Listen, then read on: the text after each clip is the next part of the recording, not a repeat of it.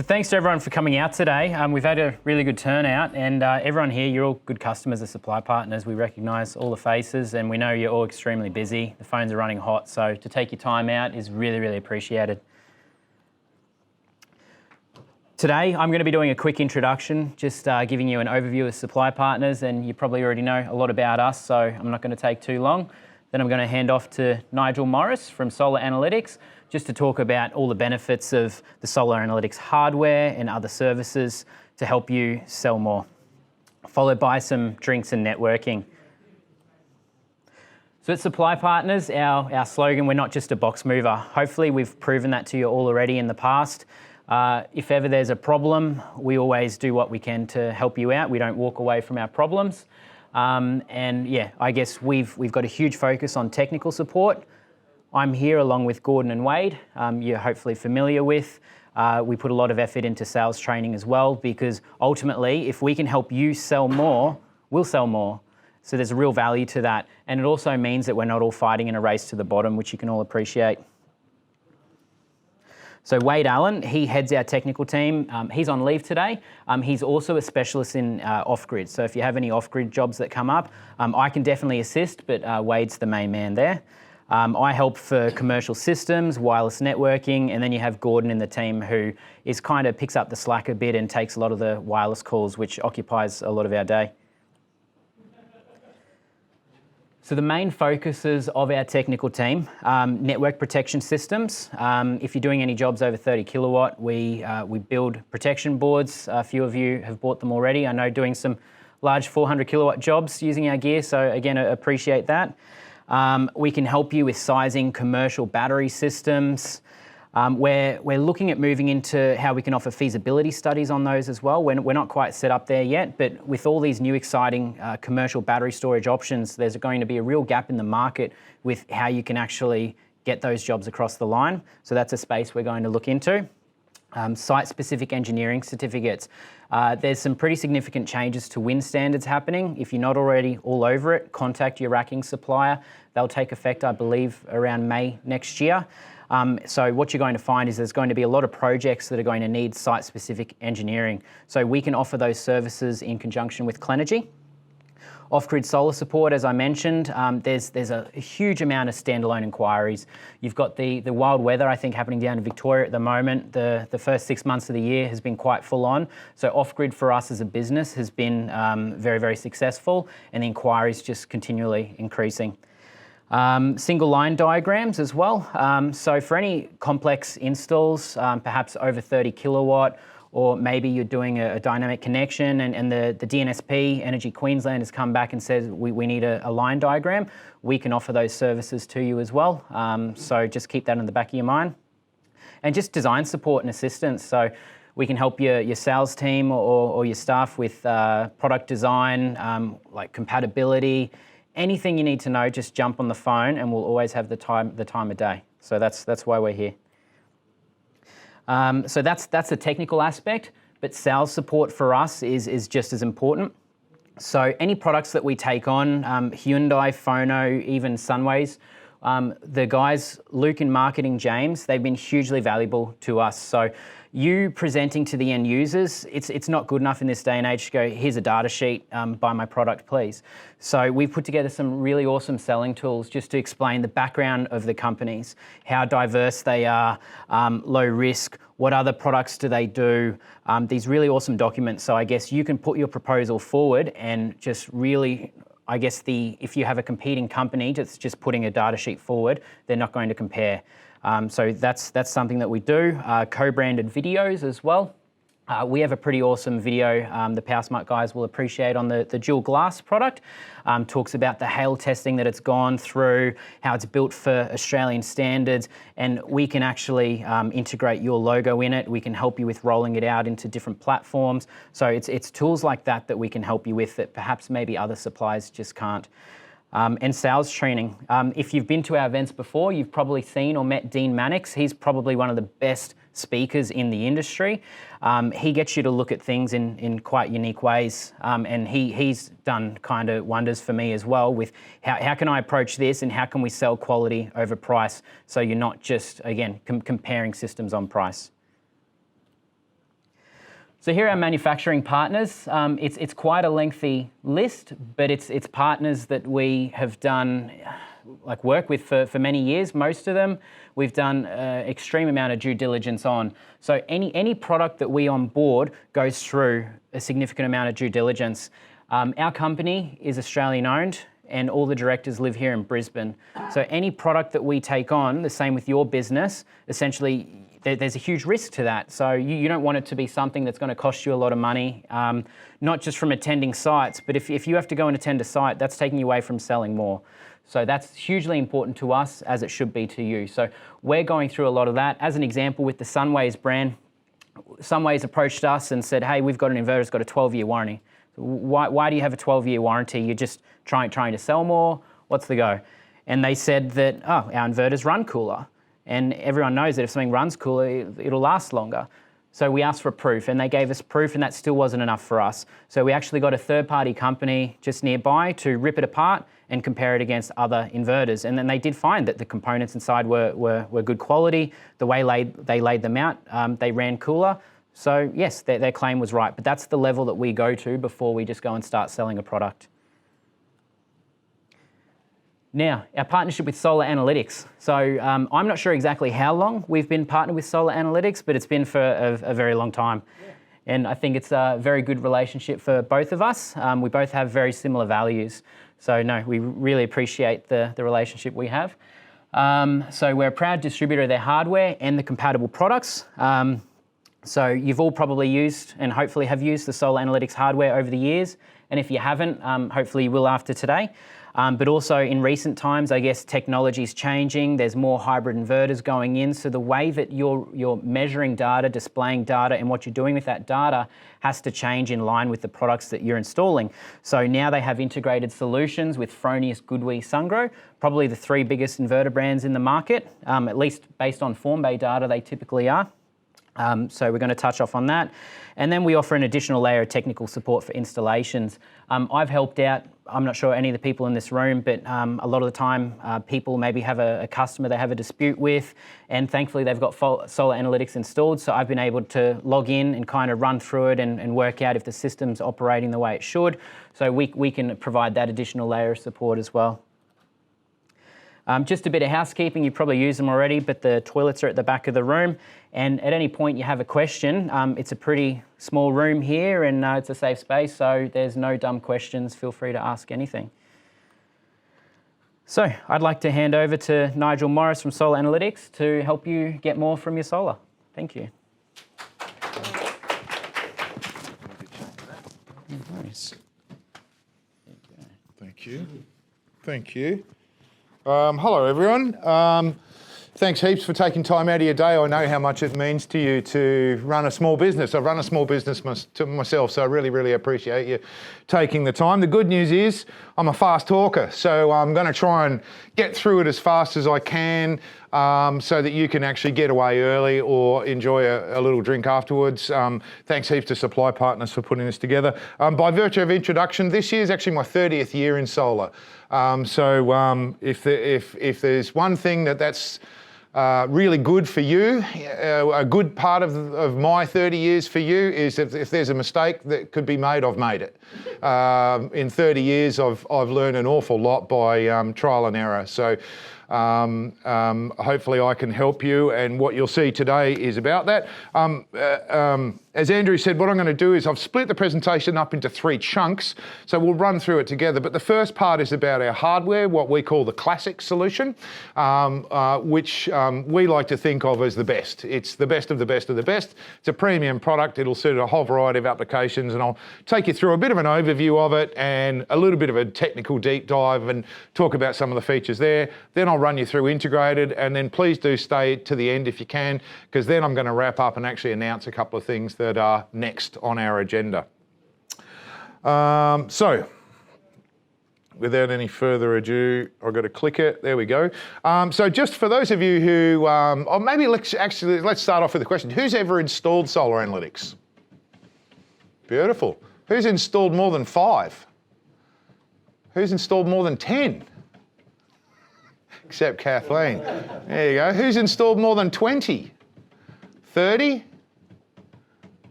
The hand down. Give that man a cigar. We don't have cigars, but we do have a KR63. Yeah, Sam Gardell gets to take a...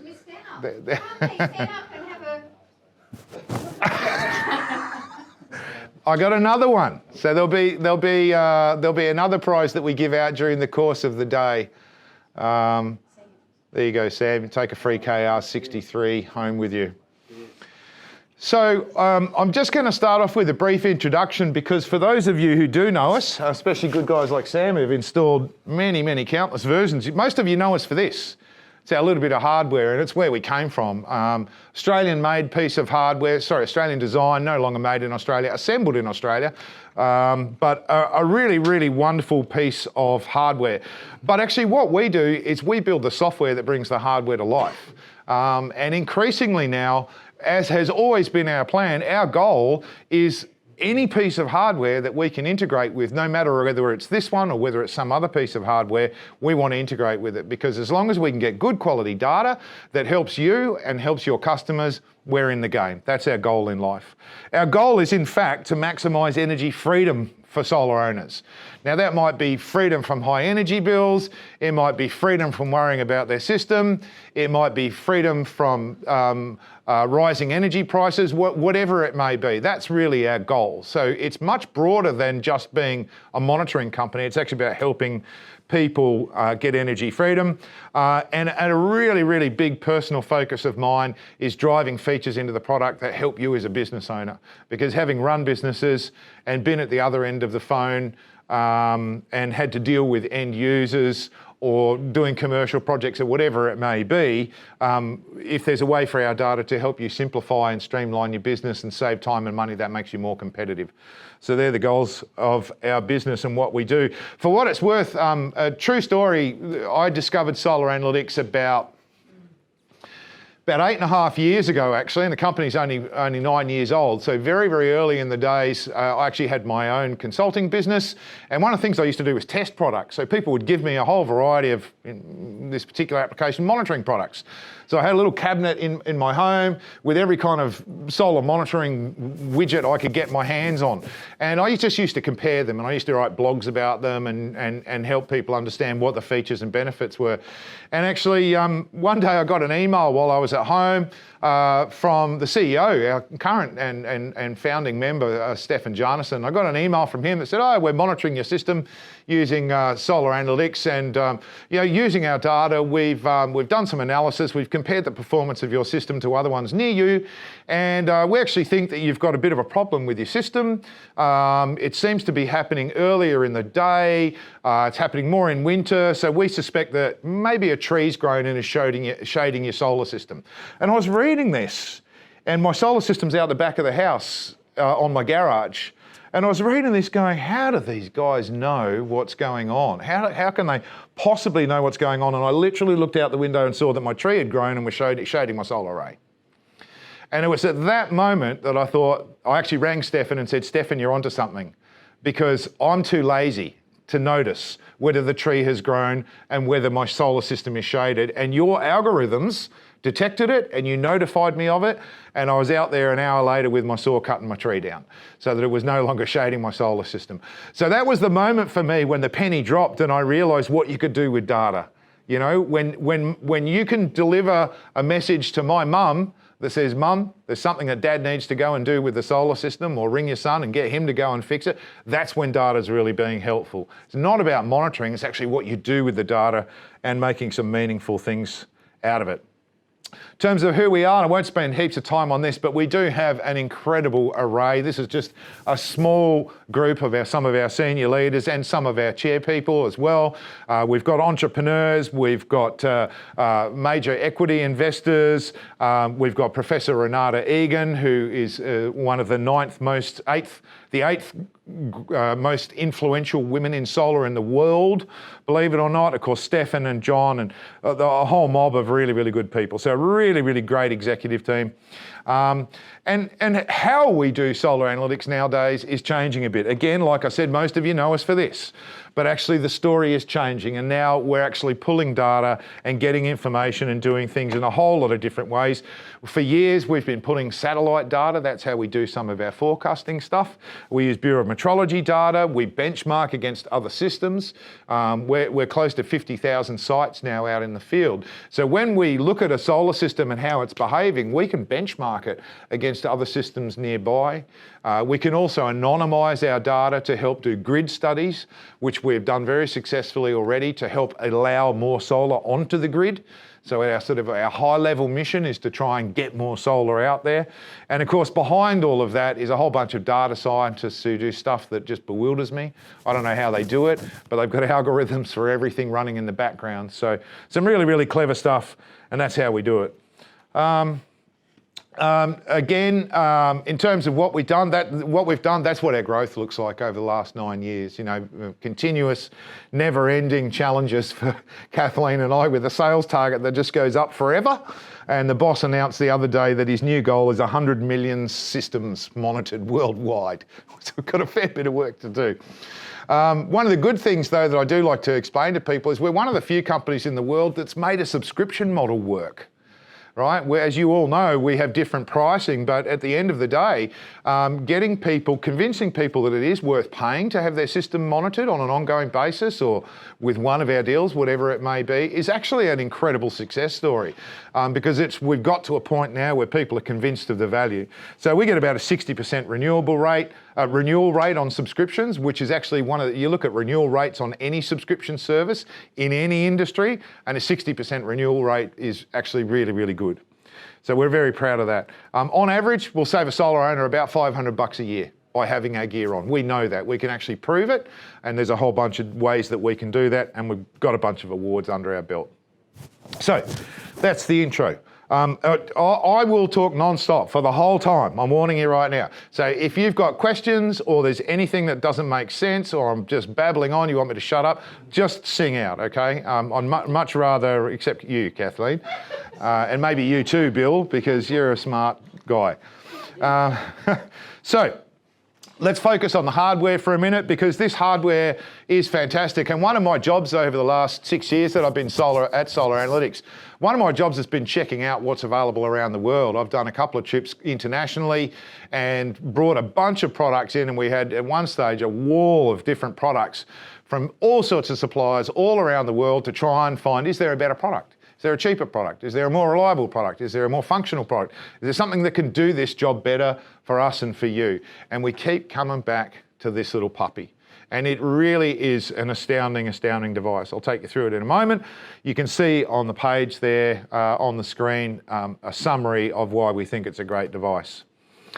In terms of its features, and you know, for those of you who are familiar with our device, I probably won't go through all of these details, but it has a really, really cool set of features. And this is always what we're looking for when we are choosing a piece of hardware, is you really want, if it's going to be, you know, a premium solution, it has to have a whole lot of great things. 2 watt power consumption, 2 watts, right? Almost invisible. Almost invisible. That's just one of the many, many features.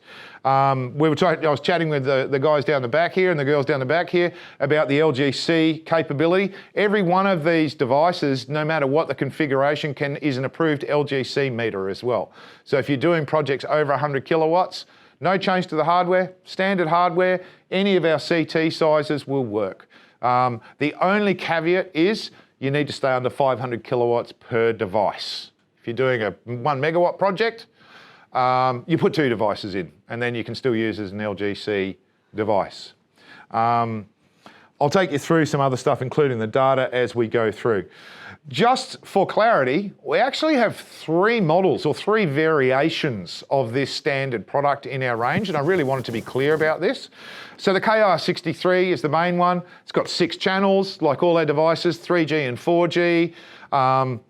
And this will take up to 600 amp CTs, and I'm going to flick my little display board around like a good salesperson, and you can see that's our range of...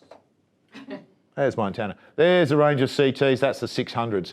So the same device can take any of those CTs up to 600 amps. And in fact, you can also have, small CTs on one side and large CTs on the other side. So 360 amps and 600 amps if you want on the same device. So really flexible, really simple, perfect for residential and commercial applications. We also have another variation of this, and the only difference between the KR63 and the SC23 is the SC23 only has 3 channels, and it only works with the Rogowski coils, the big orange ones down the bottom. If you're doing a large commercial project, these will measure up to 3 megawatts, these CTs. They're a clip function CT, so if you're working with bus bars or something like that, they're absolutely beautiful because you can very safely get them around big fat groups of cables or bus bars. So the SC23, only 3 channels, only 3,000 amps. And then lastly, our MB63, and I was chatting with everyone pretty much earlier on about our MB63. That's these little puppies that you see in these 3 applications. The only difference here is that that has an additional port, has a Modbus port.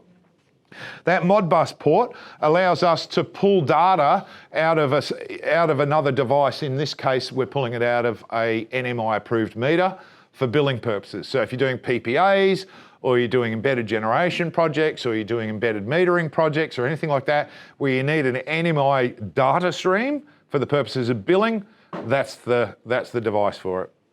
So 3 different applications. The KR63 is by far the most popular and the one that everyone knows best. Now, I'm very going to quickly just run through this. Again, the idea here is just to explain some of the applications and some of the tricks. So, this is what the wiring looks like, and you can see on our board. Maybe, Kathleen, can you go and sit over in that one and spin? I'll tell you when to spin that. And if you could spin it 180 degrees for me, yeah, that's it. It's like one of roulette wheels. Yeah, keep going. There you go. So up the top, you can see 3 devices. Each one of them, one is wired in single-phase configuration, one is wired in 2-phase configuration, one is wired in 3-phase configuration. So you can use this same device in 1, 2, or 3-phase applications. That's one of the beautiful things about it. It's a very simple wiring change. This is the single-phase wiring. That's how the dual-phase wiring looks. That's how the 3-phase wiring looks. Right? So all you've got to do is change those jumpers at the top, and you're converting that device from single phase to dual phase or 3-phase. So that allows you to have a very flexible device. The other thing that you can do, of course, every one of our KR63s has 6 channels. So you can use 6 CTs on it, like I said, of any of the size combinations. So this is what it looks like. We supply this as a bundle always to keep your life simple. Comes with everything you need. So you can order it with 3 CTs. It'll come with the wiring plug on the top and a set of 3 CTs. And you would this is a very typical product that we'll see in a little residential application. One of the CTs on the mains to measure the net flow of energy in the home, the second CT on the single phase solar inverter, and the third one on the next biggest load, hot water system, pool pump, whatever, right? So that's a standard bundle that we sell in a typical 3-phase application. And of course, at the time of install or at any point in the future, you can add another 3 CTs, right? You can come back and you can just expand it and use the other ports. So very flexible, very easy to change. You don't have to use all of them. You can use 1 port or you can use 6 ports. Really, really easy. This is what it would look like in a typical 2-phase application. And so in this application, you can see that, you would typically be maybe measuring, the mains on phase A and B. So you're using 2 channels for that. And then you might have a single phase inverter, for example, running on phase B. And so we can just pick that up for you. And then you've got the ability to measure any of those phases on any of those channels. And we can actually swap them and change them for you without you having to go back to site, right? So again, really flexible. If you've only got to measure 1 pair of A and B phase and everything else is single phase on phase A, no problem, we'll move all those channels across for you. But this is how it's set up in standard factory configuration. Same for 3-phase. And this is actually, if the most common call we get to support is your device isn't working right, there's something wrong, and it's because it's been wired wrong. And I really just want to bring your attention to this because this is what our CTs are designed to measure in its standard configuration, right? Channel A, channel B, channel C, CT 1, 2, 3, 4, 5, 6. That's how it's set up from the factory. Again, we can change it. But if you get it wrong and you mix those phases up accidentally, the system will freak out. And no one likes a system that's freaked out. So don't freak it out. You can also mix and match it, and you can measure three-phase. So if you've got, for example, a three-phase home but a single-phase inverter and single-phase loads, no worries. We can do that with the device as well. Okay, again, you're going to need to call us and say, can you please swap channel 1 or 3 or 5 to phase A or B or whatever it is. So very, very flexible device. In fact, unprecedented flexibility. And as I mentioned, you can put larger CTs on one side. We see this a lot on commercial installations where you might have a little 40 kilowatt or 50 kilowatt solar system, get away with our 60 amp CTs on there, save yourself some money, but you want to measure the mains, which might be 400 amps. So you can put larger CTs on the same device and lower your install costs. So very, very flexible, and of course, standard on the Rogowski coil, that's what it's always going to look like, just 3 channels. In terms of our MB63 or the NMI bundle, there are only 3 models that we supply. They are limited applications, and I'll be totally honest. I had a conversation with someone just the other day who said, oh geez, that bundle's fairly expensive. I said, yeah, it is. It's a combination of our Modbus version, which is a bit pricier, plus it's got an additional meter, which you can see there, which is the CET meter. Can you spin it or go 180 degrees again? There you go. And there are 3 different models, a single phase model and 2 3-phase models, right? So this is only for those billing applications that you need this.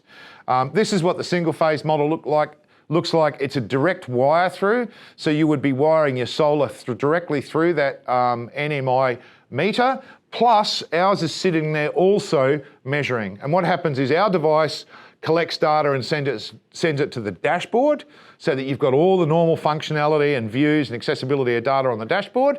The other device is an additional stream that is 30-minute interval purely for the purposes of billing. So we don't use it in the display at all. It's purely a data stream for billing, okay? So there's a single phase version. There's a 3-phase version, which is 120 amps, 3-phase. Again, direct wire, so pretty straightforward, pretty simple. You can see one wired up there on the board. And again, our device replicates that measurement, right? We use the data for the dashboard. The 3-phase device collects the NMI data stream for you. And then there's a 600 amp version. This is the biggest model that we do. So for large commercial applications, same deal, except this has got CTs instead of a direct wire pass through. Okay. Greatly increased chance of stuffing up the phase. There are multiple chances to stuff this one up. You're talking from experience. About 12 chances to stuff it up. Yeah. 48. Oh, 48. Yeah. Yeah, so, yeah. Have you got a story to tell, or? No, we've got a shopping centre with like 9 of these on one site. Oh, there you go. One box, so there's like 120 odd CTs all like. Wow. Yeah. Spend some time in front of it. It works now though. Yeah, they work, but you're right. It's like everything in solar. I was chatting with a few people about this earlier, about how solar used to be quite simple. You slap 10 panels on a roof and connected an inverter and off you went, but life is not like that anymore. And this hardware solution is no different. It gets pretty complicated. So Yeah. it sounds like we've got a local expert in it. That's good.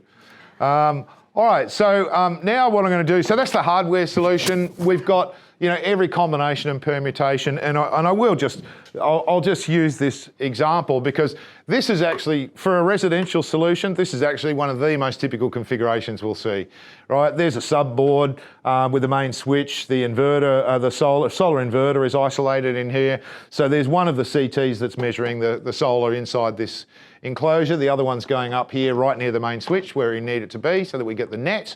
And then the third CT will be one on one of these subloads. And that can be literally as simple, and that's a very affordable solution. And then if you go right up to the other end, you've got our NMI solutions. You've got all the different, the CT nightmare scenario that you know so well. And then over the years, we've done a whole bunch of other stuff, custom products as well, but I won't go into those right now. So let's talk about what the software that sits behind this hardware can do for you now, and some of the functionality of it. So 3G and 4G. Now, a lot of people, and actually I was chatting to someone else just the other day and said, oh yeah, I tried this manufacturer's 4G dongle and actually I just couldn't get it to work. It would work here, but it wouldn't work there, and then it wouldn't work there, and then it wouldn't work here, and I just gave up on it. I couldn't do it. And I explained to him that one of the benefits of this device is that the modem that is inside this is not only capable of working on either 3G or 4G networks, which is a big bonus in itself, but it also operates on multiple bands within the 3G and 4G networks. And in different areas, telcos use different bands, right? And some of those bands get turned off over time and whatnot. So you need a device that's capable of jumping between 3G and 4G and jumping between those bands if you want to be able to just install it anywhere and hope that it's going to work. The other thing that we've done over the years, we started out only with Telstra, but in case you didn't know now, our SIMs will roam. Again, all this happens automatically and seamlessly in the background between Telstra, Optus or Vodafone. So the goal with this device is no matter where you're installing, no matter who the provider is, no matter the signal or the band or anything like that, we're going to give you the best possible shot of getting connected. I had a call from someone yesterday and we went through a terrific exercise of working out exactly what he needed, and he said, right, now tell me how to use this device if there's no cellular signal. And I said, well, we're screwed. It only works on cellular, okay? So you do need a signal. First thing to check is there a signal at the site? Also important to know, especially with the complexity of what we're starting to see out there, that we can measure AC coupled batteries. Anything AC, bidirectional, we can measure it. No worries. Generators, AC wind turbines, AC loads, as many inverters of every type or size or whatever, electric vehicle chargers, you name it, we can measure it. If it's AC, we can measure it. You put a DC coupled battery on that system and we have a problem though, right? Because now there's energy flow that we can't measure, right? So it has to be AC measurable only and AC sites. I thought it was worth throwing this one in because who's with Optus? I am. Oh boy, you guys are all lucky then. I had the phone call from Optus last week. Pretty horrible experience to have to suddenly realise that all your personal details have been stolen. So I thought it was worth talking about, particularly because in commercial applications, security or using a monitoring device to get into a business's Wi-Fi network is not something they're going to readily accept. And that's in fact one of the main reasons that people will use our hardware, because it creates its own, I'm going to say secure, as secure as anything is, but it creates its own secured cellular network connection. That is always going to be more secure than a Wi-Fi connection. Wi-Fi connections are very easy to crack. So if you've got a customer who's worried about security, then this is the device to use. One of the other things I want to say about cybersecurity, and there's a whole lot of lessons, and in fact we're going to issue a whole new privacy and security statement soon, and probably some new rules, because the laws are changing as a consequence of what's been going on around the world and a consequence of what's happened with Optus recently. So it is going to get tougher, unfortunately, for companies like us, and we're going to have to pass that down the line. So there are going to be some new rules about customers agreeing to share data on a regular basis and all those kinds of things, just like they do in other parts of the world. It's important to know that in your fleet, if you put a whole lot of solar analytics devices on, you're going to have a fleet on your dashboard.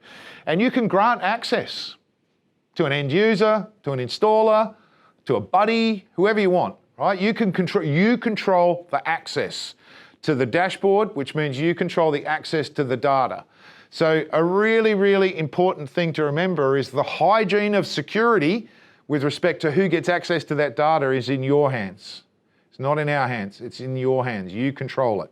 So be very careful. We have had a couple of instances where people have not had good discipline around who they're letting in to their fleet, or they've had an old installer who they haven't worked with for 6 or 7 years or whatever, and he still got access, and he had administrator access, so he could go in and mess things up if he was a bitter and twisted individual.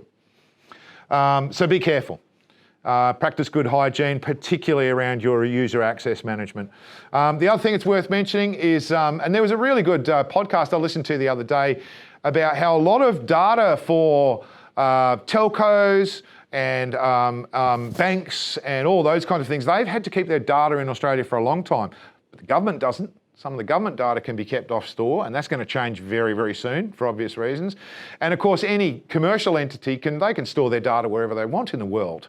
So, you know, there's not necessarily, it's less secure if you're transferring that data and storing it overseas. All ours is stored in Australia, just so you know. And we've actually had to go through some very, very tough audits to get our data privacy and security approved. So we're really, really big on this issue. We know it's important. No one wants a breach. It does happen from time to time, but this is something we take extraordinarily seriously. I guess it's the big difference between us being a software company and not being, for example, the Fronius guy's gone yet? Yeah. So we're not an inverter manufacturer who makes software on the side, right? That's the difference. So we're really, really heavily invested in this. Love Fronius and the other inverter manufacturers as much as I do. One of the other cool features that you'll find built into our software, and so again, focusing on the software now, is a great feature we call Install Check. One of the good things about installing 40, 50,000 systems over 8 or 9 years is we've had every phone call about a problem that you could possibly imagine. We've heard it all. And one of our geniuses in our operations and support team actually did a big mathematical equation on the whole lot and worked out, well, what are the most common things that go wrong? What are the things that often could be solved? How would we solve them? What checks could we put in place and automate? And we built a tool to do that. So we basically took all those years of mistakes and learning and phone calls and built an automation solution. So when you get to the final stage of commissioning one of our devices, you'll see this little panel pop up called the Install Checker, and it actually runs an incredibly sophisticated automatic check across a whole lot of key functions of the device to make sure that it's been installed right. Your subcontractors will hate you for this because they won't get to finish commissioning because it won't let them until they get it right. That's why we built it this way. So the idea is install it once, install it perfectly, then leave site. Don't make return trips to site to try and fix things afterwards. There are a couple of bypasses in there, so we do now allow you to bypass a couple of steps. There are certain scenarios where there can be weird stuff going on, weird load power factor, for example, on load sides, because loads are not turned on all circuits or so forth. So there are a couple of bypasses now, because we recognise there are some exceptions to the rule, but there's a big warning that says you might have to come back if you do this. Whole bunch of stuff we can also do here. That's where you calibrate the device through the software, and it says what size CTs do you have on channel 1, 2, 3, 4, 5, 6. So you calibrate the device. That's done as part of the setup. You can name the circuits, so you can tell it that channel 1 is solar and channel 2 is mains and channel 3 is the guest house or whatever it is. There are a selection of about 25 names. We can't do custom names on those circuits. Because we have a whole lot of algorithmic stuff, you're saying, oh, I wish you could do custom names. Yeah. It's something a lot of people have asked for. One day we will get there. The challenge for us is because we've got so much automation and algorithmic stuff running over those circuits, if we know what they are, we know exactly what to expect and we can build an algorithm to handle it. But if we allow infinite variety and people to name them with all sorts of things, we could misinterpret that or misunderstand that, and that can cause algorithmic problems for us. So that's why we don't do it yet. One of the other great things, and having installed plenty of solar many years ago now, but well, not that I installed my own solar system upgraded my own solar system last week actually, so I got to play with some wires. And one of the great things about this device is, you know, who's ever got a polarity right 100% of the time when you put a CT on, right? It's pretty easy to get that polarity wrong when you're dealing with these little CTs inside the back of a switchboard with 120 CTs. I bet a couple of them got the polarity wrong, right? The beautiful thing is, if it happens to be wrong and if you happen to have left the site, we can flip it digitally. In fact, we have an automated system that will actually recognise it and flip it overnight. So we've got a bunch of smart stuff that goes on with polarity correction. What you wouldn't also know, but is also happening all the time, is we're pushing firmware updates out to these devices. So we regularly push firmware updates out. We find ways to make them behave in different ways and behave better and compress data and do all sorts of other things. So we actually have a whole lot of automated firmware stuff and of course have a highly trained support team here to help you. Live data is one of the other things that I just want to touch on in terms of the software. This is unique to this device. We can't do this with any other solution because this is the only device where we can get 5-second data, right? It's one of the reasons we chose to keep with this device. So if you're doing, a great example actually was a colleague of mine or a customer of ours, 200 kilowatt solar system, wasn't quite delivering. The customer was not happy, wasn't giving them the energy. They were concerned that something was going wrong, but the inverter app Showed a beautiful, nice, big output curve on the solar inverter. Unfortunately, what was happening is the solar inverter was averaging the output of the inverter over a 15-minute period, right? So they're smoothing the data out. And he said, we couldn't work out what was wrong with this site. And then we jumped into solar analytics, into the live data section, triggered the 5-second live data, and we could see the inverter doing this every minute or two, just dropping like this. And it was invisible because it was smoothed out when you get average data, right? So one of the great things about this 5-second live data is you don't need it all the time, but when you need it, there's no substitute, and you can pick up faults really quickly and really, really easily. There's also a whole lot of other stuff you can see in there. It's every CT, so every channel you've got to read on power, voltage, power factor, reactive power, reactive energy, and current. So really, really good back-end stuff, really good for technical support.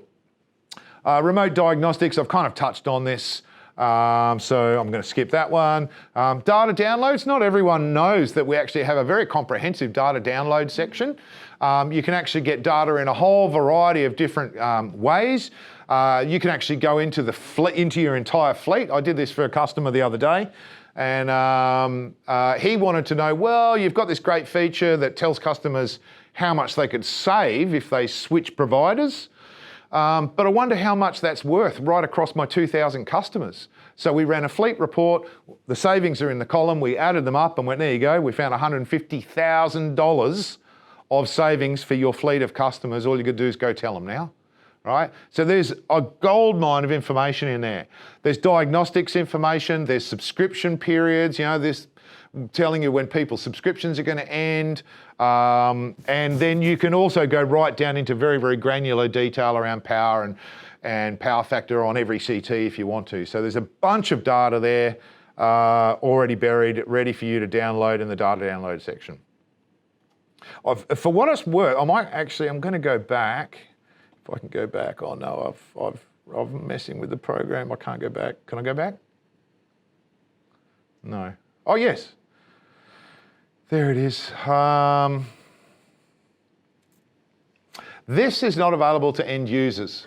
They have a summarized version of live data, total consumption and total production, that's it. Little drop-down panel in the app. Right, so consumers can trigger the 5-second live data. Really good if you want to see, you know, how much does this, do you want to teach kids about energy efficiency?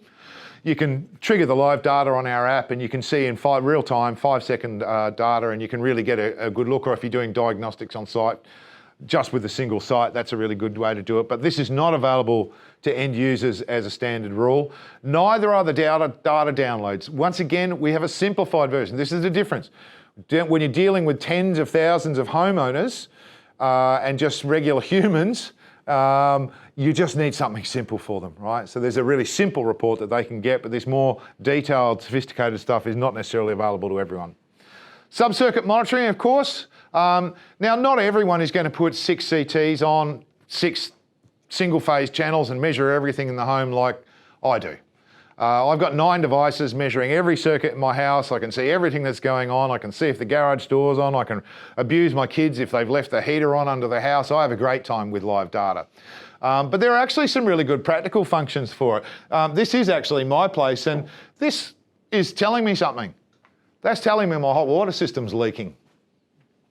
Now, I don't look at my app all the time. I am human in that respect. I'm pretty bored with looking at the app, right? I've looked at it an awful lot. But I did happen to look at my app a few months ago and went, why is my hot water system triggering at that time of day? No one was having a shower. It shouldn't be triggering. There must be something wrong. I walked outside. I looked at my hot water tank. It had gone like that. It had cracked a pipe and it was leaking hot water on the ground, which is costing me a whole lot of money. And I picked it up purely because I could see the spike when the spike shouldn't be there. We've actually had one of our installers, Beamsy rang us and told us a story. It's on our blog somewhere or other. Told us a story about a customer who said, the app's showing me something odd. There's a funny noise coming from the house somewhere. He said, oh, look, I'll just jump on the app and have a look. And he jumped on the app and he could see a spike similar to this, but it was a very small spike and it was only coming up a little bit. And he said, listen, I'm in the area. I'm just going to drop in, come out and have a look.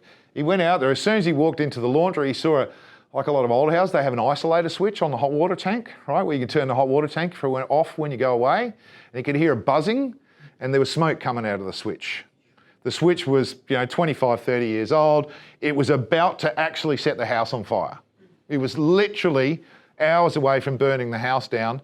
And because he could see it on solar analytics, they knew something was odd. So there are all sorts of amazing things that you can do with it, apart from, of course, nerding out on the data, understanding loads, doing energy efficiency guidance, whatever it is. One of my favourite ones, I haven't got it on here, but you can usually see my EV charger. I always have to mention my electric Harley Davidson somewhere in the story. I have an electric Harley Davidson and I can monitor it. And I can see if it's charged. I can see if it's doing what it's supposed to do. And I can see if the charger's behaving the way that I would expect. So great value in data if you enjoy that stuff. Custom displays, if you've been into the foyer of Supply Partners' exceptional warehouse just up the road, you would see a very large TV with a very large display of live data coming off their solar system. That's one of our custom display products. It looks like this. It can be customised with branding and colorisation and different widgets. You can have multiple pages. If you are doing a commercial sale of 100, 200, 300 kilowatts, you are mad if you don't throw in $500 and say, let me put that on a display so you can sell your credentials and show the world what you've done, right? It's not going to affect your sale except to make your customer happy and give them a way to tell their story to the world, right? We've done literally hundreds of these now. Most common ones, councils, schools, corporate HQs, Bunnings. Walk into a lot of Bunnings stores, you'll see on the display above the counter, these are what all our Bunnings stores look like. Here's the store you're in now. Here's what we're doing. It's a whole storytelling piece, right? Very cheap, very fast, very simple, once off cost, right? Great way to add value to a solar system. Questions? Excellent, Bill. That last one. Yep. So you pull the data off your database. Dashboard. Yep. But there's another name you have to give portfolio, anyway, whatever. The fleet. Yeah, you put fleet. You pull it off that display. Yep. So what's special about the display? What's special about the display is it's configurable. Yeah. So for example, what you could do is take our normal dashboard and put that on a TV. But what will happen is it won't progress, right?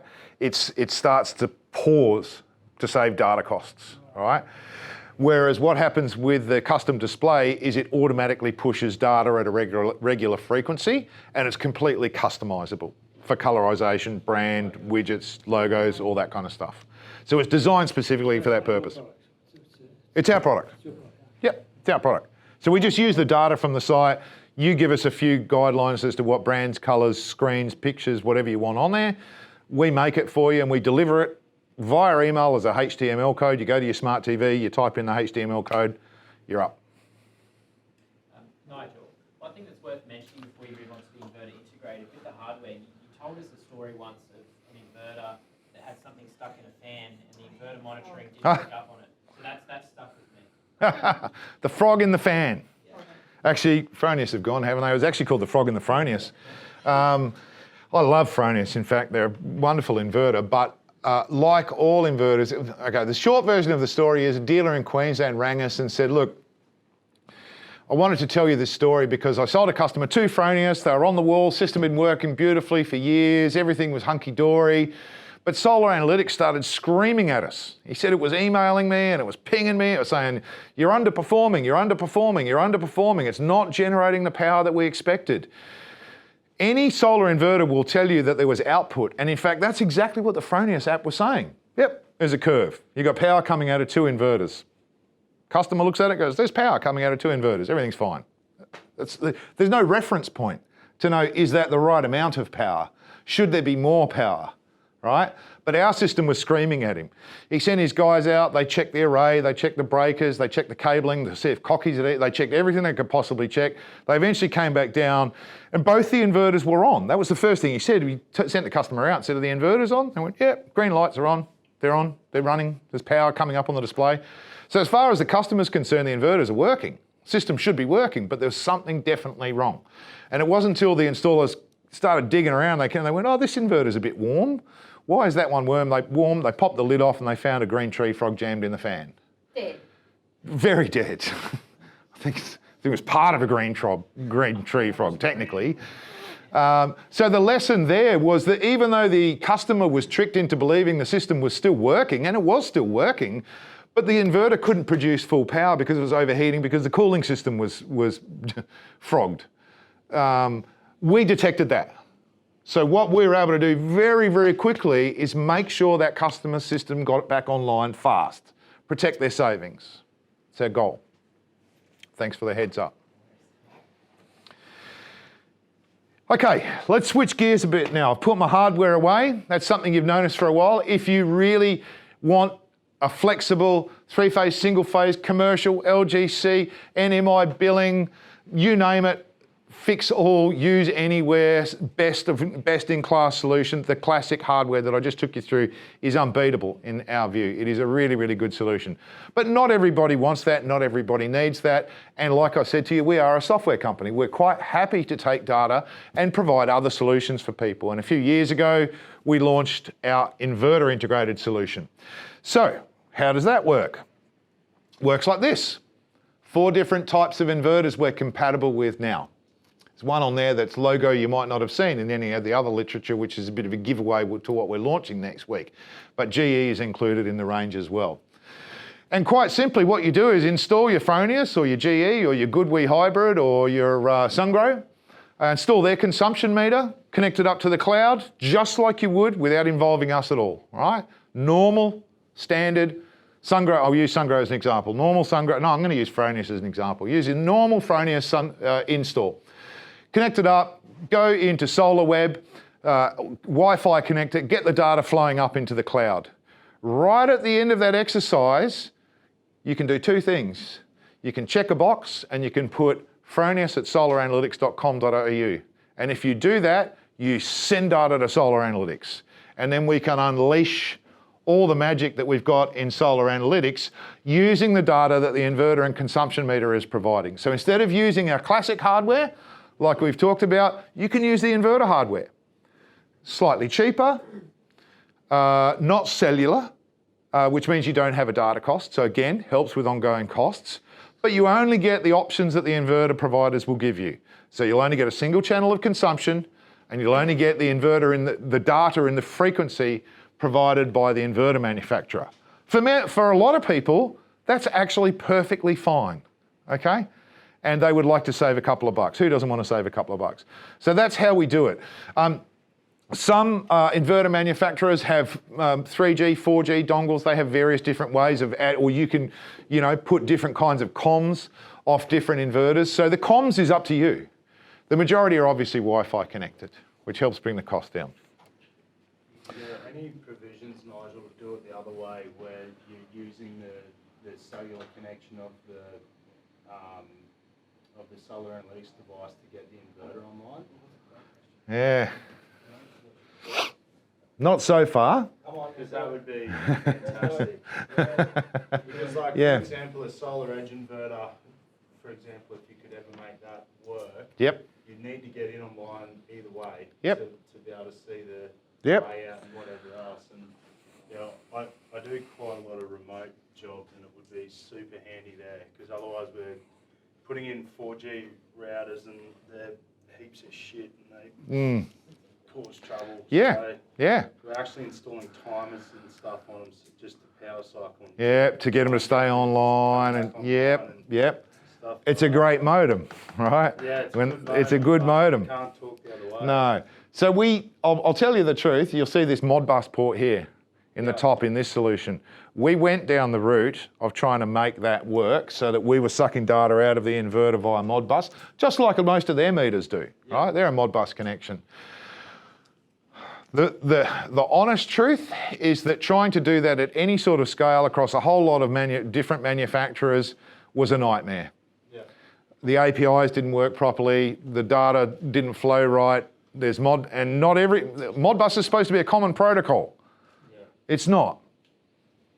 The one manufacturer that we did make some progress with described their Modbus protocol. I won't say their brand name, but they described the Modbus as blah, blah, blah Modbus. And what do you mean? There's Modbus. You can't customize Modbus. And they went, oh yeah, we fixed it. So the deeper we dug, the more we found it was a nightmare.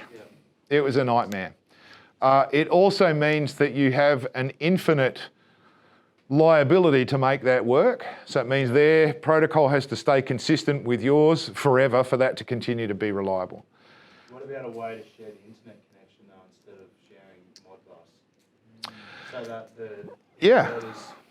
standard platform works, but you've also got the solar and all. Yeah, so maybe it would be a local Wi-Fi connection where the inverter's local Wi-Fi hooked into our device, which had a combination of Wi-Fi and 4G, or something like that.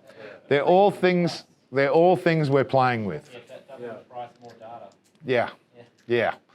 And you're now switching between 3 telcos, 16 bands, 3G, 4G, and different types of Wi-Fi connections or Bluetooth connections potentially. So anything's possible, but it's all about reliability and price in our view. If we can get there, we will, but we haven't yet. All right, integrated. I'm going to keep rolling on this. How am I doing for time? I'm banging on. So, as I mentioned, integrated. Here are the feature sets with the software that we can now start to deliver and some of the things that we can deliver. One of the things actually I want to highlight is these are the things that are unique to each of the different applications we have. The classic solution, the integrated solution, the integrated plus, which I'll talk about in a moment. But as you would see, all of these features in terms of our software apply across all of these versions. So it doesn't matter which one of these options you choose to install, how you get the data, these things will always come. Okay, so a bunch of common features, bunch of unique features. I'm going to talk about Integrated Plus in a minute, but I just really want to highlight that there are unique ones and common ones. Let's talk about them. As I mentioned, Fronia, Sungrow, Goodwee hybrids and GE hybrids now as well. I've touched on all these other things. The main question I get from people is they say, well, look, I can just give the customer SolarWeb. Why would I give them solar analytics? I'm going to answer that question for you in a moment. But the key to what we provide or aim to provide is more value to the customer because all we do is build software. So we believe we can give the customer more value and we also give you more tools. Let's talk about the tools. My favourite tool, only launched about a year ago, is called Plan Optimizer. Who knows what percentage of customers switch providers every year? Someone take a guess. 25? Another guess? Let's say like 10, 5%. 5? 10? Keep guessing because there's a prize in this for the correct answer. Higher? More than 2%. 4%. Higher? 7%. Higher? 12%. Higher? Lower? 13%. Higher? 14%. I heard 14, higher? 16%. Lower? 15%. 15, who said 15? Give that man up the back. Michael. Give him a prize. What that tells you is 85% of customers in Australia don't switch suppliers. Can they save money if they switch? Absolutely. Absolutely they can save money if they switch. Why don't they switch? Has anyone tried to switch? What's the hard part about switching? Picking the phone up. Picking the phone up, that's hard. Choosing is the hardest part. Picking the plan. This is not a typical example. In my case, when we were getting ready to launch this product team said, Nigel, test Plan Optimizer for it. And I went, sure, okay, logged in, click, calculations done, shows me all the different providers that I could get compared to my current plan. Told me I could save $356 per quarter. I was paying the loyalty tax. I hadn't changed for 5 years. And my provider had just crept the price up on me in the background, very, very quietly. I could save $356 a quarter or something 350 something or other per quarter. I went, great. The hard part's done. So I looked at the list of providers and I went, I don't know who that is. Oh, I don't like them. They're dodgy, so I'll pick number 3. So I got to make a consumer choice then, got to pick my preference. And it told me the plan. It said, you want, the Smile Power Flexi EA011 plan. That's the perfect plan for me, right? Done the work, found the plan, understood my production, understood my consumption, had all my data. So I rang, who do I ring? It's not me. I don't even know who they're, Smile Power. I rang Smile Power and said, right, I want to switch to you. And the easy part is if you're going to switch to a retailer, you press 1 for sales and you're connected straight away, right? Support is hard. Sales is easy. So you go straight through to someone, and I got straight through to a guy and he said, oh, hi, how can I help you today? I said, it's really easy. I want to go on the Smile Power EO11 plan. Thanks. Can you switch me? He said, oh, sir, you know, I've got a whole bunch of really good options for you, blah, blah, blah, blah, blah, blah. Tried to sell me on all these other plans. I said, no, I want EO111. He said, oh, my EO113 is better. And I looked down the list and I went, hang on, there's EO1113. I said, no, that's going to cost me $75 a year more, mate. I don't want that plan, that's crap. He said, you can't possibly know that. I said, and I just laughed and said, actually, I do know that. Put me on EO111.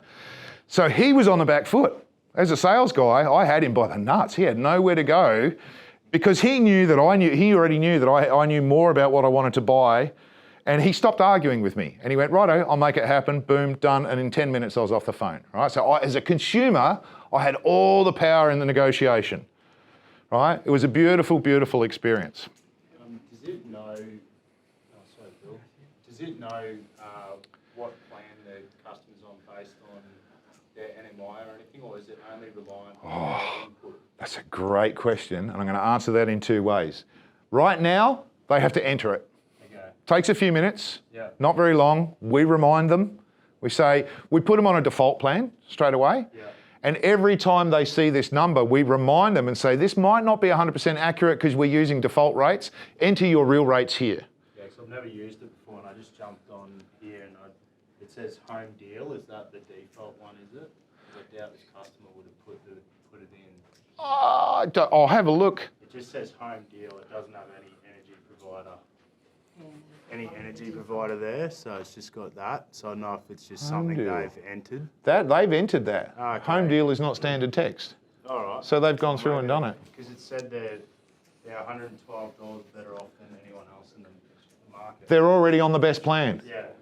Now, this is my other favourite feature. Not only will it find a plan that can save you money, but my dad, bless him, I'm going to see him tonight. He lives in Brisbane. His favourite thing was to ring me and say, oh, I think I'm on the wrong plan. I'm worried I'm on the wrong plan. I think I could be saving. I saw an ad and it said Origin, oh, whew, they look good. And I had to go and research and go through all this aggravation and pain and look at 37 different plans and try and analyse it. And I said, just wait, Dad, just wait. And so now every time he rings me, I go, Dad, go press the plan optimizer button. And for him, it kept saying, you're on the right plan, you're on the right plan. And then he'd stop ringing me. With all that hoo-ha's going on about retailers getting out of it, Yep. is this how well is that updated to? Beautiful question. Over the last, on average, in the last month or so, we update it weekly. So we're pulling plans out, pulling retailers out, putting new ones in, updating plan rates, updating tariffs. At the peak of it, about 2 months ago, they were doing it daily. Daily. So it's really, really accurate. Of course, it only shows you the plans available to you, right? So it's customised. From your address, we can calculate exactly we can tell exactly which retail plans are available. We also do some filtering. We take the crap ones out. We don't even bother showing them to them, right? So we try to make that decision-making part really, really easy. I'm going to run out of time, so I'm going to speed things up. The average customer, when we did our pilot test on 1,200 customers, the average solar customer was going to save $400 a year just by switching. So that's over and above their solar savings. Right? They're still going to save money from their solar, but they can leverage $400. That's 20%. 20% more savings in the customer's pocket. Do you think they're going to tell their friends? Yep. If that happens? For what it's worth, since we launched this, I'm going to keep going. Since we launched this, we've had 31,000 views on this page alone. It's actually one of our most popular features now because everyone's in the same boat. They're confused. They know that it's hard to work out who to switch to. They'd like to switch. So very, very popular feature. The other thing I'm going to tell you about this one is it is our #1 easiest way to sell solar analytics. You can see the tagline down the bottom. Don't talk about solar analytics when you've sold your solar system and you've sold Gardell Electrical and why you should buy from them, and you've sold Fronius Primo and you've sold Hyundai and you've convinced the customer that this is the package for them, at the end of the conversation, you don't need to go into lots of detail about solar analytics. Just tell them, by the way, I've included some software that's going to save you an extra $400 a year by making sure you're on the right plan. Is that okay? Who says no to that? No one says no to that. It's too easy, right? It's a really easy way to sell us. Here's a question. I don't have any more prizes, but here's a question. Who has ever installed a solar system and on the day that the solar system's connected, you tell the customer and the customer says, great, which retailer should I switch to now? Every one of them. 100%, am I right? Yeah. How'd you like it if I told you I could solve that? I can solve that. Now, as soon as you connect solar analytics up, we don't have their consumption profile, right? We don't know what their consumption's going to look like, but we know what their solar's going to look like because you've told us how much you've installed, right? So we can predict straight away what the solar system's going to do. Because we got 50,000 consumption profiles in our database, we went back and we went, what do those consumption profiles look like and could we put them into 4 buckets? And the answer, of course, is yes. Most customers will fit in those 4 buckets. So on day one, when your customer says, oh, you've installed me this solar system, which retailer should I go to? Go, no worries, got a piece of software in there, follow the instructions, click the button, it'll tell you exactly which retailer to go to. And what they can do is choose a profile that is most like them, stay at home, out during the day, et cetera, et cetera, et cetera. You don't have to worry about this in Queensland until 6 months ago. Welcome to the new world. Yeah. And it's going to get worse. I'm getting torched on my bills. So. There you go. So day one, we're going to tell you. Now the difference is we can't tell you exactly how much you'll save yet because we don't have real data. So we give them a green, an orange or a red, right? And there usually be 1 or 2 greens, then some oranges, then a whole bunch of reds. Don't change to the reds. Think about the oranges. The green's your best bet. So on day one, even in the absence of data, we're going to help your customer. We're going to save you a whole lot of risk because you're not going to give them bad advice. Pass the risk. Actually, Kathleen will take it. I'm not taking it. Kathleen will take the risk of making that decision and telling them who they should go with. The good news is in 90 days, when we've got 90 days of billing cycle worth of data, the number will start appearing and we'll confirm it for them. They can then decide, okay, it's worth switching or it's not worth bothering. 94% of the time, that is the correct answer based on what we've seen so far. So we solved that problem for you. That problem's gone if you use us. Why do people buy solar? Bingo, to save money. We are one of the only monitoring apps for solar in the world, believe it or not, that has put in a ridiculous amount of time, energy and money into getting you an accurate savings number. I literally looked at an app the other day that it was so wrong. It was so wrong. It was actually dangerously misleading in terms of what the saving number is because you just couldn't put enough information in there. It requires a little bit of work, but it's only once off. And once you get that in there, you're going to get an accurate number. In fact, the first landing page on our app shows the customer this screen and reminds them what a fantastic bunch of humans you are because it's showing them how much their cumulative savings are. It's what they were looking for. It's the reason they bought solar. And by the way, if you sold them a solar system for $2,500, when they see that number, they go, whoof, solar system's paid for itself, time to buy a battery. Who are they going to buy it from? They're going to buy it from the solar company whose logo appears up here on the dashboard, which we do for you. Right? So we're keeping them sticky to you. They're going to reinvest back with you because you're reminding them, we're helping you remind them. As a proof of proving how popular this is, 43,000 views on this. This has been out a bit longer than Plan Optimizer, which is why there's more views in total. Customers love this. It's why they buy solar. They don't want a monitoring app. They want something that shows that the solar's doing what it's supposed to and that they're saving their money so that they can get on and buy a Tesla and a Powerwall. Right? That's what they all want. True performance. Now this is one of our sort of old features. Every inverter will show you what an output curve is and what the inverter produced. Only we can tell you whether that's what it should have produced. That's the difference between us and everyone else. So this is what the inverter produced. We measure it using the inverter data in the case of integrated. But what we also show you based on satellite data, bureaumetrology data, weather data, and comparison to nearby sites is what we think it should have produced. So we show you the actual production. The difference there is if your solar system's singing its heart out, you look like a hero to the customer. If there is a problem, and no one wants a problem, but they do happen, you can catch it while it's small because you can start to see that performance dropping. You'll be alerted, the customer will be alerted, only if it's material, right? You'll get told about it so that you catch a small fault before it becomes a big fault. A big fault is an argument and a claim for compensation, right? Small fault, something you could fix before they've lost too much money. We call it true performance. It's, again, one of the intelligent things in the background. There's shading algorithms. There's all sorts of clever stuff going on in the background. This is only something that a sort of fairly sophisticated user is going to want to hear about, right? It's pretty detailed stuff. But for you, knowing that your systems are monitored this way gives you a real sense. And of course, you can see all of this as well as the customer.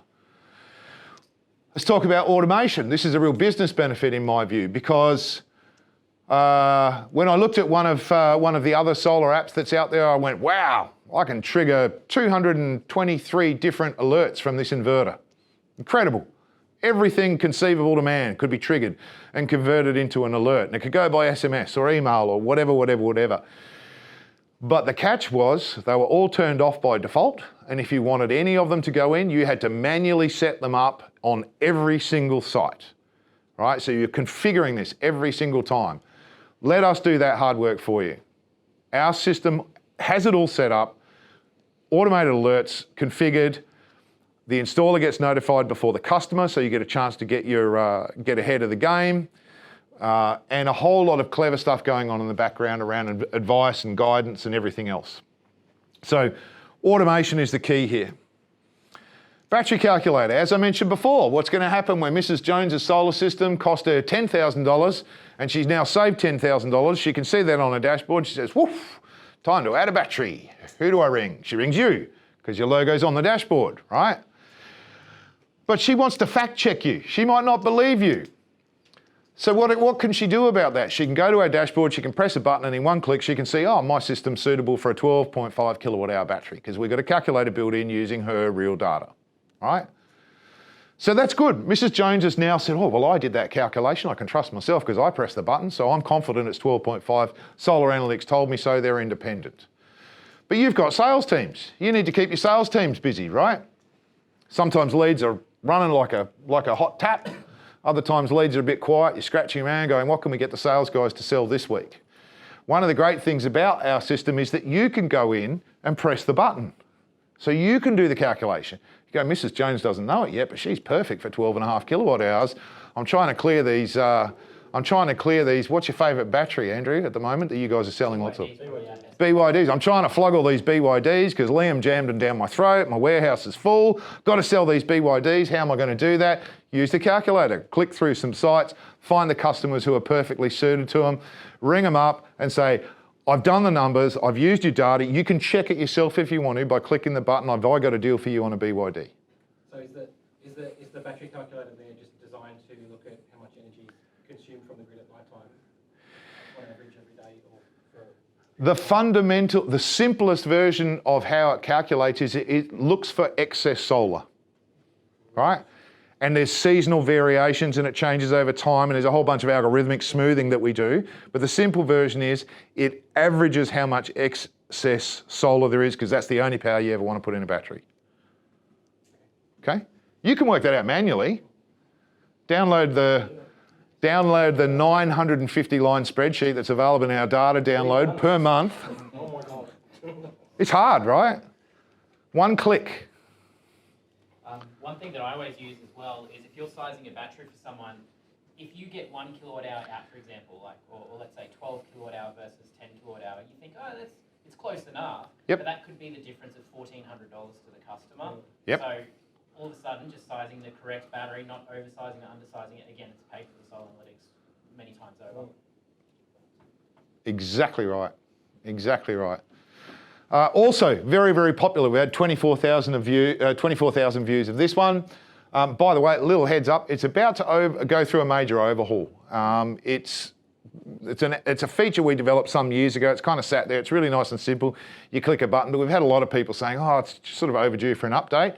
This is actually a mock-up of what it's going to look like within probably a month, according to Tom. They're making really good progress. So a whole lot more flexibility. It actually allows you to pick different batteries by brand name so that it's specific to model and actually see what the performance of it'll give you a curve based on your real data, right? So there's a whole lot more sophistication coming in, places for you to put in pricing and a whole lot more stuff. What's motivating you? Do you want to save money? Do you want blackout protection? Do you want backup capacity? So there's a whole lot of different functions and features that you will soon be able to choose in the battery calculator other than just keeping your life simple. Great.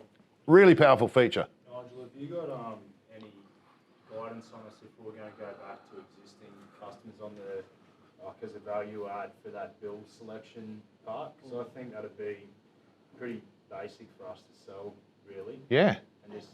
But one issue I see is the PV life system savings number. So if it's a 3-year-old system, we go put it in tomorrow. Is there any way we can manually adjust that number?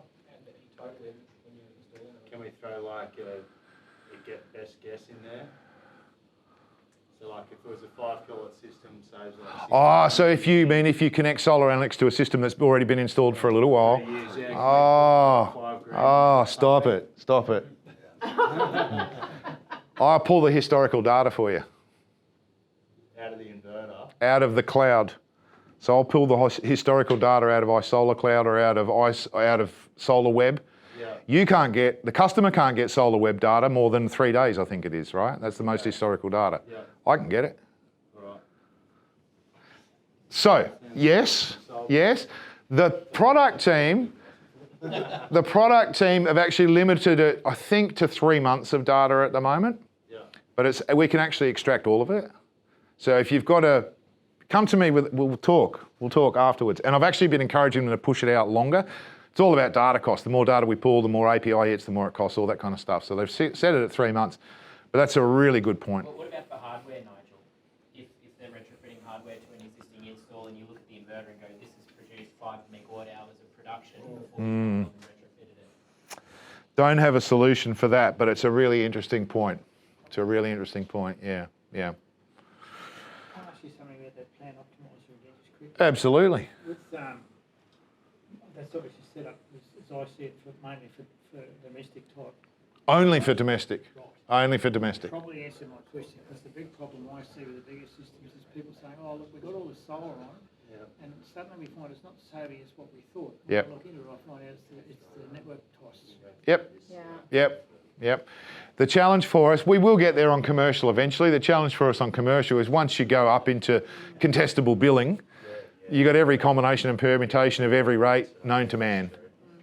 We can't build anything. We can't build anything repeatable around it.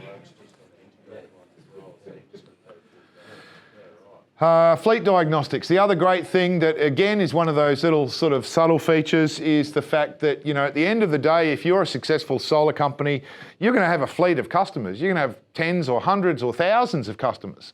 Some of our customers have got literally fleets of thousands and thousands of customers. And managing them over the years can kill your business, right? Some will go wrong. Some will fail. Some customers will end up on the wrong plan and will blame you for it, right? Some customers will install a split 3-phase air conditioner. Their bill will go through the roof and they'll ring you and say, it's the solar system, mate. You got to come out, mate. True stories. You've all heard them. Green Energies would be your biggest advocate for that, wouldn't they? Green Energy Technology, they put solar analytics on every install. Every single install. Got a few customers who put us on everything they do. One of the great tools that we've built over the years is called is a fleet diagnostic tool. So this is really a tool for you. This is to help you be more efficient in your business. There are 2 parts to it. Number one, you can of course see all the systems. There's tags that show you if there's a problem. They'll be red, orange, green. There's a little summary of information. But about 18 months ago now, we also built a new section which is the alerts page. And the alerts page is effectively a triage. So what a lot of our bigger customers, particularly now, and I'm encouraging all of you to do it as well, beginning of the day, their operations person or whoever it is who watches over their fleet of customers comes in at the beginning of the day, they open their email, they open their Facebook page, they open their chat page, and they open Solar Analytics. They go to the alerts page and they have a look to see if they've got any problems. Now you know what your day's made up of. It'll tell you how long it's been a problem. It'll give you severity. It's got shortcuts to all kind of information to make their day easier and simpler and faster. So we have a really, really intelligent fleet management system built to help save you money. For what it's worth, one of our large customers said to us recently, wow, be great if this could include alerts for battery faults. And I said, well, surely if you've got a, whatever brand battery, it's going to send you the alert. You don't need me to do that. And they said, no, actually the battery manufacturer doesn't send me alerts. They don't have a system, and there's actually very few alerts that can be triggered out of a battery system. And we did an analysis and worked out that this particular customer had several hundreds and hundreds and hundreds of VPP batteries that they'd sold. Only a small proportion of them were actually reliably connected. And about 30% of them were offline. And they had no idea. It's costing the customer money, costing them bad reputation. So we actually developed a new feature that will come out for all our owners soon, which will be a battery alert notification system as well. So if your battery goes offline, the inverter's still there, we can see the inverter, but we know the battery stopped talking to the inverter, we'll trigger it an alert and let you know before the customer rings you. Anyone use Pylon for design? Oh, I might skip this slide then. I'm not going to skip it. You know why?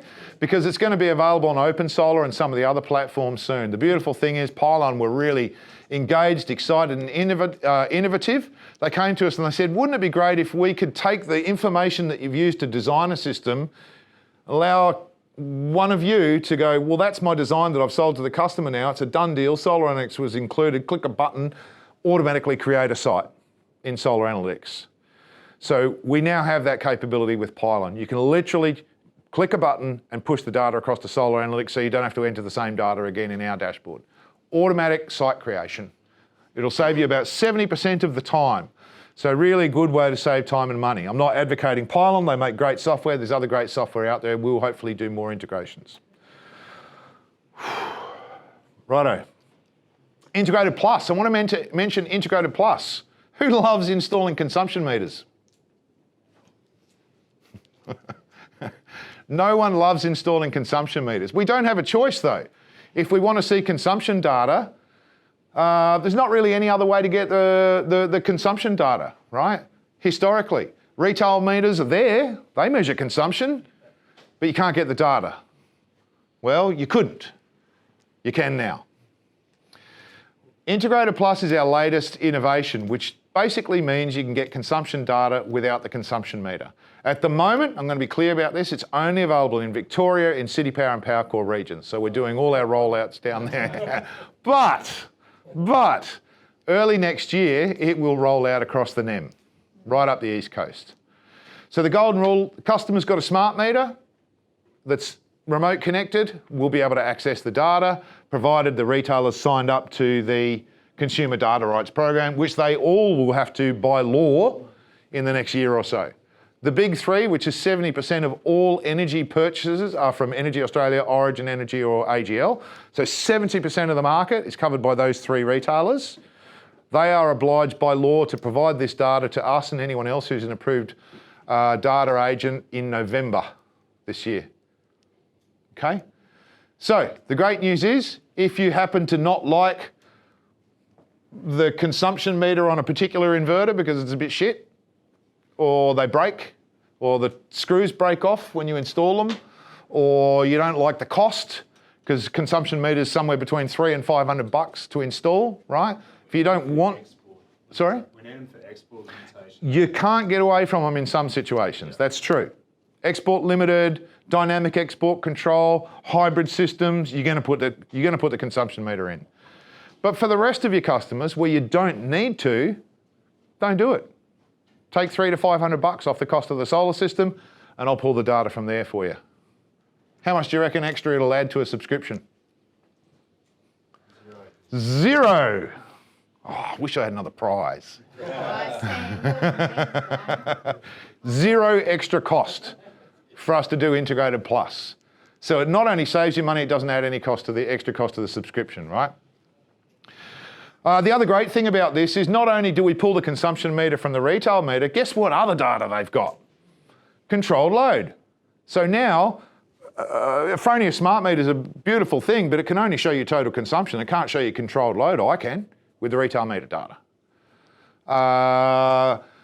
Normal consumption meter can't tell you what rate the customer's on. You were asking me before, saying, how do you know what the deal is that the customer's on? How do you know if their tariff changes? How do you know what retail structure they're on? What if their deal changes? Once I'm connected to that meter, I'm pulling that data automatically and I'll update all that for you automatically. So if they change plans, they change rates, anything happens, we see that, we'll update Plan Optimizer, the savings page and everything else, all that data will flow through.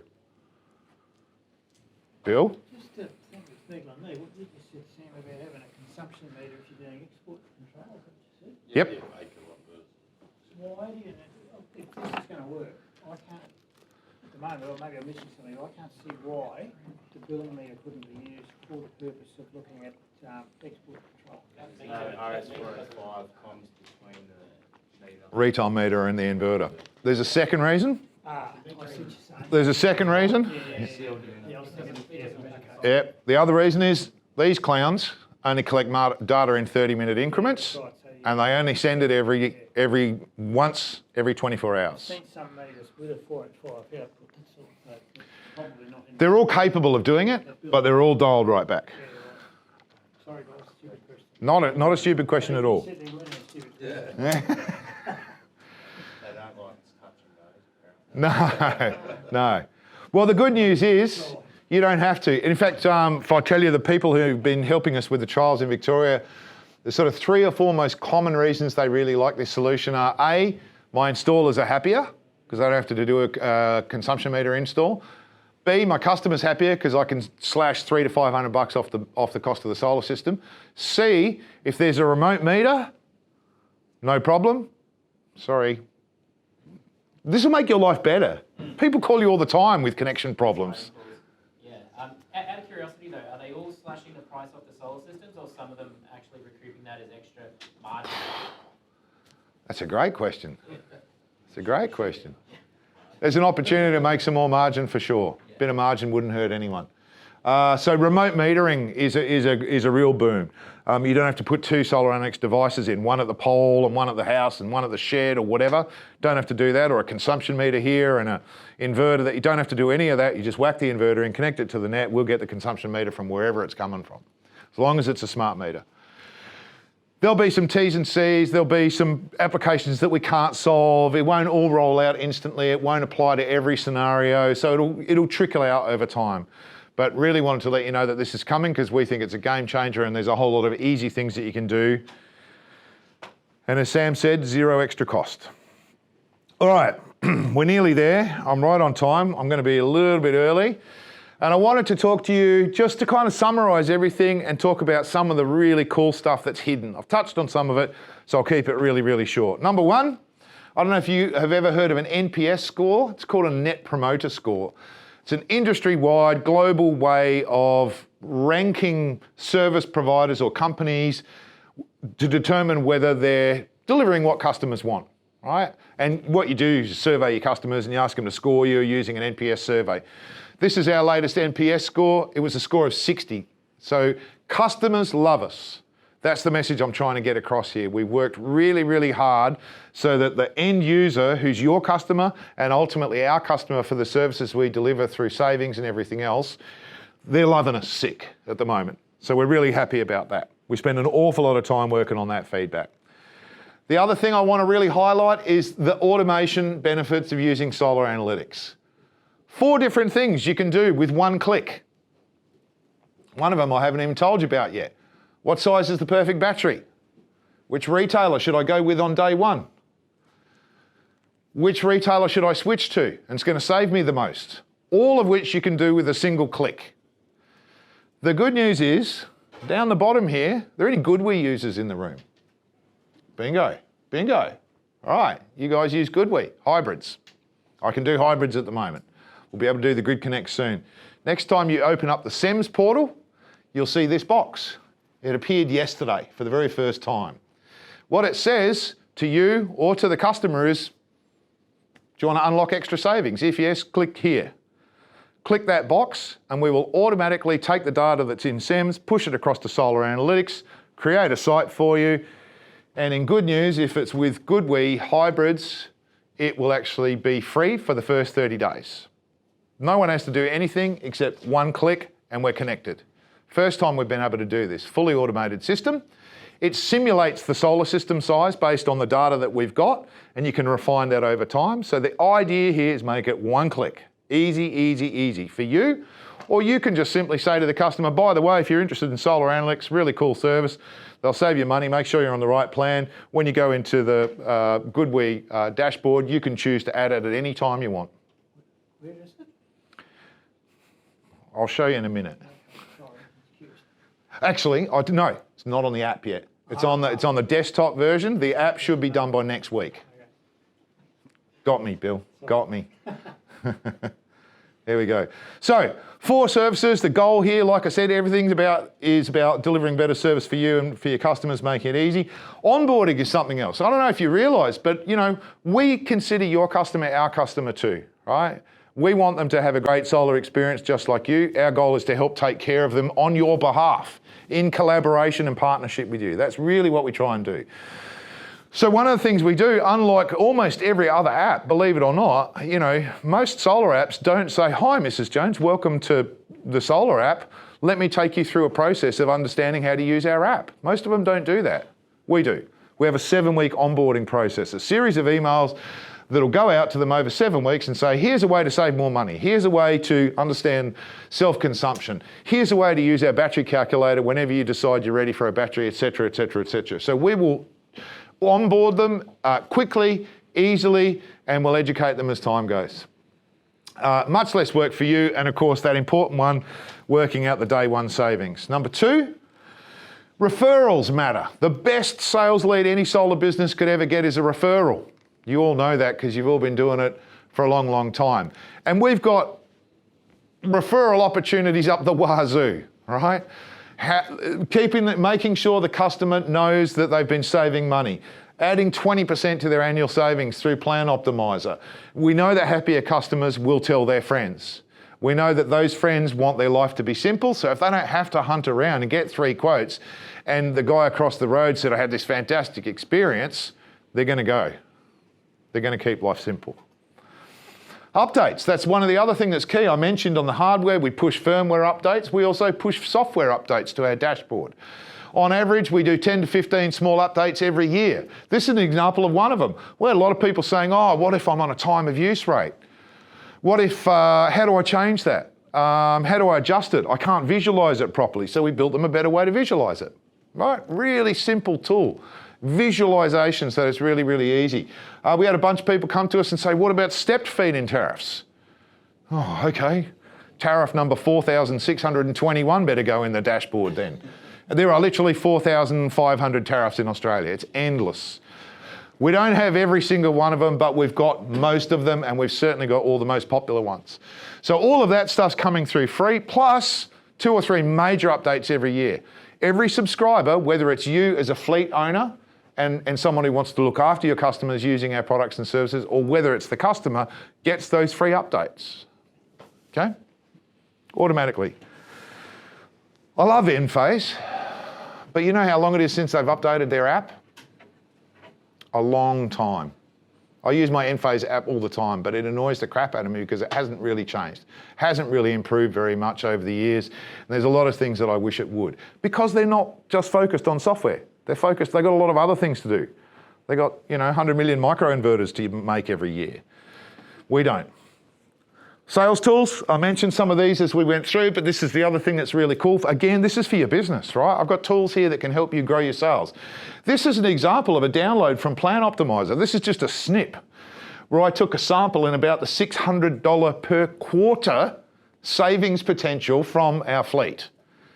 These are real customers. If you're clever and quick, you'll see some of the names on there, you might recognise them. These are real customers. These are real dates. These are the savings those customers are eligible for just by switching. Imagine ringing your customer and saying, by the way, $600 a quarter, that's $2,400 a year. You're going to add to their savings. That's a trip to the pub or Bali or something. So there's a whole lot of tools, a whole lot of ways to use our data to try and help your business grow. Added value, I mentioned some of this. I mentioned the custom displays. I did mention that we can use our hardware for doing LGCs. I'm going to talk very briefly about the extent of our service because I know you guys were particularly interested in this.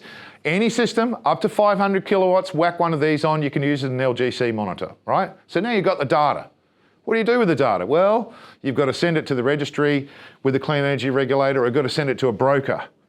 They have a very particular format that they want it in. It's an M12 format. It's not our standard format because our data is slightly different. For $100 a year, I'll put it in a format that you want. So we have an LGC reporting service. We designed it in conjunction with the Clean Energy Regulator and a number of brokers. So a number of brokers already get data directly from us for this purpose. So this device goes in, up to 500 kilowatts, you've got the data, you can pull it down, do it yourself for $100 a year, contact us and we'll send the data to whoever you need it. So then you got your LGCs done. Can we make a request for LGC data, for the M12 data format on any site that we have? Yeah, you can, for $100 a year. For $100 a year, okay. Yeah. So,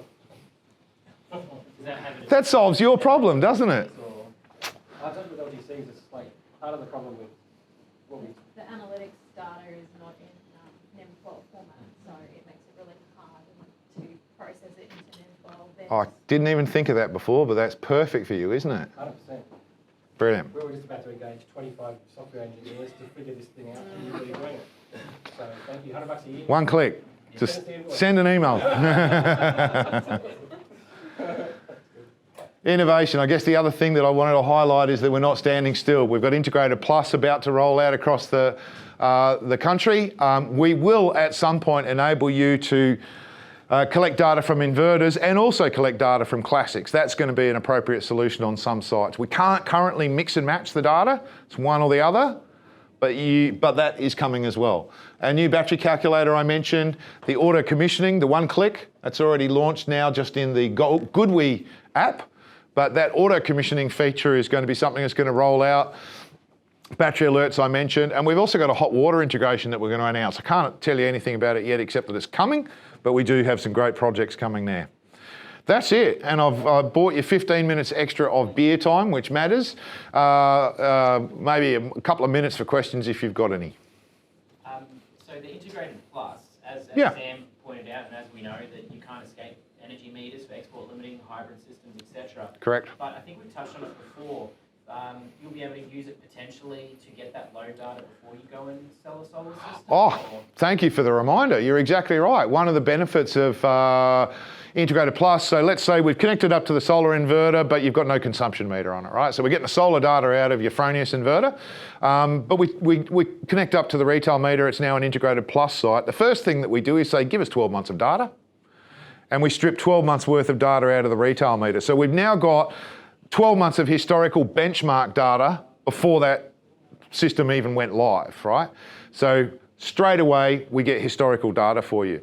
In fact, one of the cool things that a couple of people have said is, wow, before I even install a solar system, could I just pay the $40 for Integrated Plus or integrated, same price, right? Either way, it's $40 a year. Could I just pay the $40 to get that 12 months worth of data? And the answer is, yeah. You get the privacy consent for the customer to let us connect to the meter. We'll pull the data, we'll download, we'll put it in a dashboard for you. You can chase the retailers. By law, they are obliged. But it's I did say there are some T's and C's, and there'd be some pain. Yeah. it's just that small market customers, they don't have that data from the retailers at the moment. So if we could do it that way. Not every customer is going to have access to that level of data, and we won't be able to get to everyone. By the end of next year, all the top, like 98% of the market will be obliged to provide this data.